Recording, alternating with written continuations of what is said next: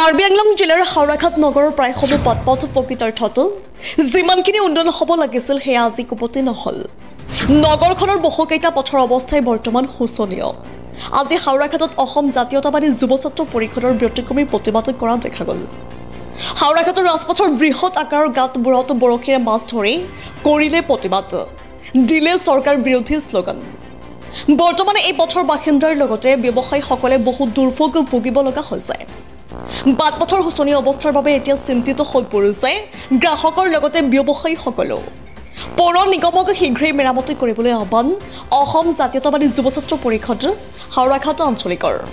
আমি পদক্ষেপ লোৱাৰ মেইন উদ্দেশ্যটো হৈছে যে আমাৰ হাওৰাঘাটৰ যোনটো পৌৰ নিগম আছে তাত মুঠ মানে আমাৰ হাওৰাঘাটৰ 5টা ৱাৰ্ড আছে। এই 5টা ৱাৰ্ডত যিসকল মানে প্ৰতিনিধি আছে মানে আমাৰ সেইসকলক মানে আমি যোৱা 5 বছৰে দেখিলোঁ যে যোনবিলাক মানে ব্যক্তিক্ৰমী মানে ধৰক আপোনাৰ যোনবিলাক ৰাস্তা পদূলি নিৰ্মাণ কৰিব লাগে সেইটো ক্ষেত্ৰত মানে একেবাৰে একদম জুৰুলা মানে একদম নাই বুলিয়ে ক'ব পাৰি। আৰু যিহেতু মানে আমাৰ হাওৰাঘাটবাসী লগতে আমাৰ বহুতো ছাত্ৰ সংগঠনো আছে মানে এই ইয়াৰ উপলক্ষে মানে পদক্ষেপ লৈছে। তথাপিও মানে আমি বাৰম্বাৰ জনোৱাৰ পিছতো যাতে এই পৰিস্থিতি হৈ আছে তাৰ ওপৰত মানে আমি বৰ লজ্জিত।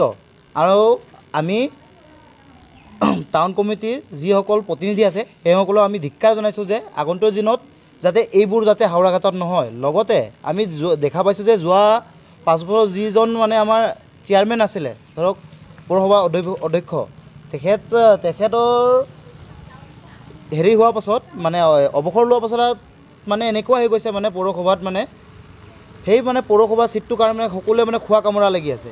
সেই খোৱা কামোৰাত মানে দেখি মানে খালি এটাই যে আমি দেখি আছোঁ মানে পৌৰসভাৰ মানে অধ্যক্ষ চিটৰ কাৰণে মানে সকলো 5টা ৱাৰ্ডৰ মানে অধ্যক্ষ মানে অধিপতিবিলাকে মানে সেইটোৰ ওপৰতহে লক্ষ্য কৰিছে যে আমাৰ হাওৰাঘাটত যে ৰাস্তা ঘাট বেয়া আন কিবা কিবি বেয়া সেইবিলাকৰ ওপৰত মানে একো লক্ষ্য দিয়া নাই। সেইটো কাৰণে আমি হাওৰাঘাটত যে মিউনিচিপালিটি বৰ্ড আছে বুলি কৈ আমি যে গম পাওঁ ৰাইজে, কিন্তু আমি সেইসকলক আমি ধিক্কাৰ দিছোঁ যাতে অনাগত দিনত যাতে এইবোৰ যাতে কাম যাতে আৰু তেনেকুৱাকৈ বেয়াকৈ যাতে নহয় বুলি কৈ আমি আশা কৰোঁ। হাওৰাঘাট আঞ্চলিক সমিতিৰ উদ্যোগত আজি মাছ ধৰা কম্পিটিশ্যন পাতিছিলোঁ আমি। আজি 5 বছৰ অতিক্ৰম কৰাৰ স্বত্তেও পৌৰসভাৰ যিকেইজন পৌৰপতি আছে তেওঁলোকে একেবাৰে নিমাত দেখা পাইছোঁ আমি ৰাস্তা ঘাটৰ ওপৰত, একেবাৰে দুৰ্যোগ দেখা পাইছোঁ আমি ৰাস্তা ঘাটৰ। আপোনালোকক আমি দেখুৱাবলৈ বিচাৰোঁ যে হাওৰাঘাট বজাৰৰ পৰা যোনটো ঘুগুৰানালৈ যোৱা ৰাস্তা, তিলাইডাঙালৈ যোৱা ৰাস্তা তাৰ মাজমজিয়াতে এই পুখুৰীৰ দৰে এটা সদৃশ হৈ পৰিছে। আৰু আপোনালোকে দেখিবলৈ পাব যে হাওৰাঘাটৰ পৰা চিনেমা হল হৈ আপোনাৰ শ্মশানলৈ যোৱা ৰাস্তাত একেবাৰে দুৰৱস্থা। শ্মশানলৈ ৰোগীক আপোনাৰ যোন মৃতদেহ এটা নিব নোৱাৰে বৰষুণৰ সময়ত, বাৰিষাৰ সময়ত।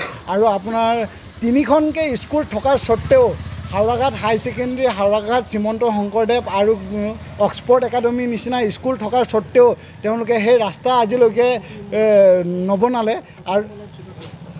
আৰু আপোনাৰ হাওৰাঘাটৰ মিলনপুৰৰ পৰা কলেজ যোৱা ৰ'দত আজি ইমানেই যে খাল দেখা পোৱা যায় ৰাস্তাই ঘাটে, কলেজত যোৱা ষ্টুডেণ্টবোৰে বহুতো দুৰ্ঘটনাতো পতিত হৈছে তাৰ বাবে আমি যুৱ ছাত্ৰ পৰিষদে বাৰম্বাৰ দাবী জনাই অহাৰ পাছতো তেওঁলোকে নিমাত হৈছে। তেওঁলোকে এটাই তেওঁলোকক দেখা পাইছোঁ যে তেওঁলোকে গাদীৰ স্বাৰ্থত খালী গাদী বচাবলৈ তেওঁলোকে একমাত্ৰ তেওঁলোকে ইলেকশ্যনটো খেলিছে বা তেওঁলোকে ৰাইজৰ ওচৰত তেওঁলোকে আগবাঢ়ি আহিছে নিজৰ গাদীৰ স্বাৰ্থত।